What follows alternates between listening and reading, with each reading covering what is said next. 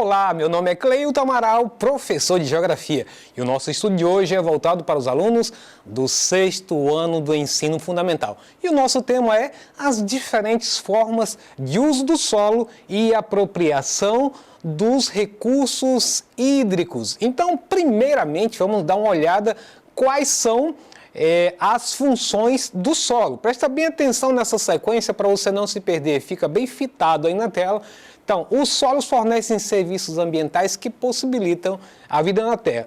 Olha aí na parte superior aí desse formato pizza, né? Desse infográfico em formato de pizza. Então, lá em cima nós temos uma das funções do solo é purificação da água e degradação de contaminantes. Então, aquilo que é contaminante que entra no solo, ele tenta absorver isso para impedir que exatamente as áreas onde tem os lençóis freáticos sejam contaminados, a não ser que o grau de contaminação seja grande demais, então não há como o próprio solo absorver isso e purificá-lo. Até porque tem vários agentes naturais que ajudam nesse processo. Na pizza, na outra fatia de pizza do lado direito, nós temos regulação do clima. Então, o solo ajuda nisso, de manter a umidade do ar e ter todo esse ciclo que possibilita tanto a absorção de água como também da evaporação e a volta disso no ciclo por meio das precipitações, a chamada chuva. Na fatia seguinte, ciclagem de nutrientes. Então, quando a gente imagina o caso amazônico em que o próprio solo se nutre, se retroalimenta das próprias folhas da própria floresta, fazendo com que as folhas caiam, façam uma camada superficial que se transforma em humus. Esse humus alimenta as árvores e volta o ciclo novamente de queda das folhas, etc, etc. E os animais são muito ajudados nesse processo. Aí tem também o habitat para os orgânicos, né? Quais são os animais que vivem no solo, que dependem de um solo saudável, né? Que dependem do solo para ajudar nessa retroalimentação. Lembrando que quando a gente faz uma escavação abaixo das raízes, terão sempre várias formas de animais. Alguns às vezes pensam que embaixo só tem minhocas, mas não é. Existem vários insetos que a gente, dependendo do tipo de solo, principalmente onde tem uma camada já vegetal, você vai encontrar uma série de outros pequenos animais, micro-animais.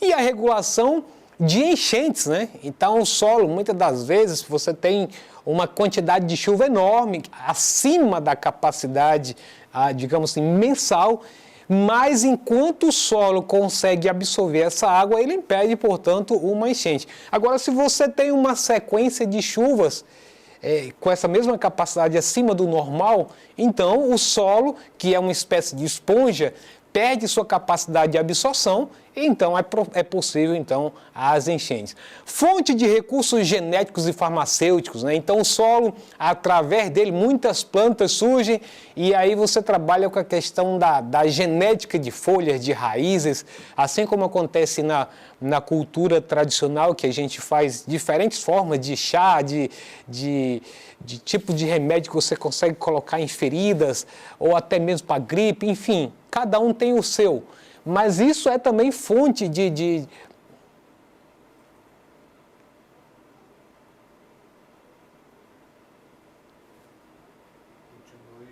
Qual é o ponto que o senhor está aí? Fonte de saber para a própria indústria farmacêutica. Além do mais, na outra fatia da pizza nós temos a base da infraestrutura humana, a construção das pontes, construção das residências, das ruas, dos apartamentos, dos prédios, enfim.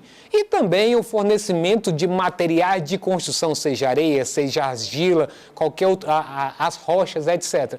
E uma herança cultural, né? Dependendo do lugar, você vai encontrar muitos resquícios de fundações históricas ou utensílios que foram usados por sociedades antigas.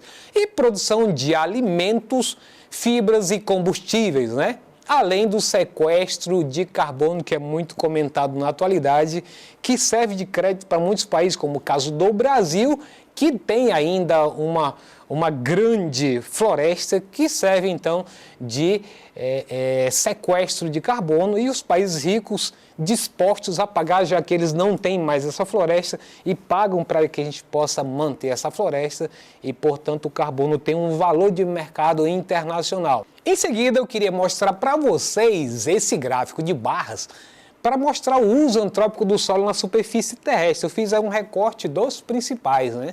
Então temos aí florestas manejadas, 20%, florestas plantadas, menos de 2%, pastagens extensivas, 19%, pastagens intensivas, 2%, agricultura não irrigada, 10%, agricultura irrigada, 2%, e infraestrutura, como cidades, estradas e barragens, menos de 1% nesse nosso gráfico. Bom, o uso do solo na agricultura, vamos então agora separar por etapas, né? As atividades agrícolas provocam significativas modificações na paisagem rural ao estabelecer diferentes formas de uso do solo, que variam conforme os elementos naturais presentes em cada região. Veja a seguir algumas das formas mais comuns. Então nós temos aí o caso do uso do solo arado, né? Esse que é o mais comum, até porque boa parte das superfícies usadas para agricultura é desse formato. Mas é claro que nós vamos ver para frente outras maneiras que não são exatamente essas de áreas de superfície, né? Áreas planas, onde são usados para o cultivo agrícola. Então, rotação de terra. A rotação de terras é uma outra prática que usa o solo. Então, veja aí nessa legenda aí, acompanha comigo. Isso quem é da região norte também vai me entender muito bem isso. No primeiro ano, você tem na letra A, cultivo de trigo. Já no B, você tem o cultivo de outro cereal e a letra C é o descanso da terra. No segundo A, o que era plantado no primeiro ano, que era trigo, já deixa de ter cultivo aí. Passa a ser o quê? Área de descanso. Então foi cultivado o trigo e agora no segundo ano ele passa a ser área de descanso. E no segundo ano, o B é que passa a ser uma área de cultivo de trigo e a letra C passa a ser o cultivo de outros cereais. Já no terceiro ano, a letra A, que no primeiro momento foi cultivo de trigo, passa a ter uma rotação para ser cultivo de outro cereal. E a letra B, que até então no primeiro momento, no primeiro ano era um segundo cultivo, a letra B agora passa a ter um descanso.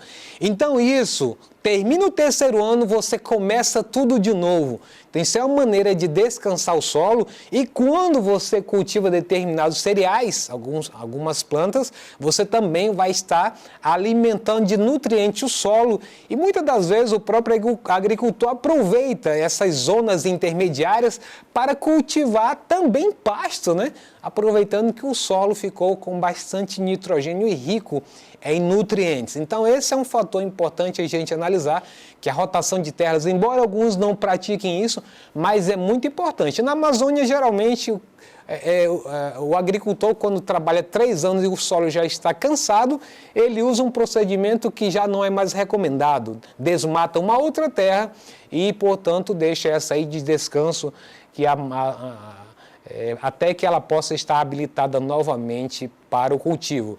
E aí o terraceamento, só reforçando aquilo que disse para vocês, não é só em áreas planas que tem cultivo. Em áreas que o relevo é bastante acidentado, você usa, portanto, a prática de controlar a erosão usando terraceamento, ou seja, fazendo cortes no relevo para impedir que com o deslizamento, o escoamento da água, ela leve todo o solo por processo de erosão. Então faz esses cortes, chamado de terraceamento, então vai fazendo quedas graduais da água, impedindo então que a agricultura nessas regiões consiga ter sucesso. Então isso é o terraceamento. A irrigação na agricultura. A agricultura é a atividade econômica que mais consome água. Embora o custo do maquinário e o volume de água utilizado sejam elevados, esse sistema é eficaz para irrigar grandes propriedades monocultora, aquele que é apenas um produto que é voltado para a agricultura de exportação. Então, mostra aí que a irrigação é um outro meio de utilização do solo. E aí nós temos, fazendo aí um contraponto, você tem irrigação do tempo aí egípcio, né? Que usava aí as águas do rio Nilo, fazendo então uma espécie de irrigação natural, fazendo os cortes, os diques, os canais, para a água chegar tanto para a irrigação, como também para o consumo das cidades. E hoje nós temos o sistema de irrigação agrícola por gotejamento, né, que você economiza, otimiza e economiza bastante dinheiro sem desperdiçar muita água. E a degradação do solo vem na sequência, né? Não vamos dizer que o uso do solo é apenas coisa boa para o agricultor, para o pecuarista, mas junto com isso vem a degradação dos solos. Quando não ocorre, por exemplo, a troca, como a gente viu ali, a dinâmica de troca de área, você também chega ao ponto que o solo fica saturado, bastante pisoteado, ou quando a agricultura também já provocou o cansaço do solo ao ponto dele provocar degradação desse solo. O efeito das queimadas é um efeito negativo em todos os sentidos. Ele tanto agride o solo como agride a fauna e a flora e, portanto, a gente pode dizer que o fogo elimina micro-organismos, insetos e resíduos vegetais, deixando o solo descoberto e sujeito à erosão. E aí a gente vai falar também do fertilizante químico e agrotóxicos, né? O uso excessivo e inadequado de produtos químicos pode degradar o solo e poluir águas subterrâneas e de rios. Então, por um lado, você consegue contribuir com os fertilizantes para combater as pragas e ter produtos na mesa do cidadão, mas, por outro lado, sabe-se que ele traz sérias consequências para o solo e também para o subsolo. E aí você tem os impactos ambientais resultantes dessa irrigação. Alagamento e encharcamento de áreas de cultivo, eutrofização, ou seja, acúmulo de fertilizante nos rios que abastecem as áreas plantadas, a salinização, que consiste no acúmulo de sais minerais no solo, proliferação de insetos e fungos prejudiciais à plantação, principalmente pela umidade excessiva desse solo, e o desperdício, pois grande parte da água usada na irrigação é perdida por infiltração. E com isso eu quero convidar você para o Exercitando. Preste bem atenção na questão que você vai entender. A agricultura é uma atividade que provoca intensos impactos no solo. Um exemplo desse cenário é letra A, ocorrência de processos erosivos em razão do uso inadequado do solo. Letra B, manutenção de vegetação nativa para a proteção das nascentes de água. Letra C, aplicação de agrotóxicos que não impactam na fauna e flora do subsolo. E letra D, contenção de encostas íngremes por meio de uso de técnicas de terraços. Fez a sua escolha, então? Você tem certeza da alternativa que você fez a escolha? Se você disse que a alternativa correta é a letra A, tá certo. É a ocorrência de processos erosivos em razão do uso inadequado do solo. Então, com isso, a gente encerra a nossa aula de hoje. Se você quiser acessar essa aula ou qualquer outro componente curricular, basta você acessar o endereço eletrônico que está logo aqui abaixo, ok? Um abraço e até a próxima!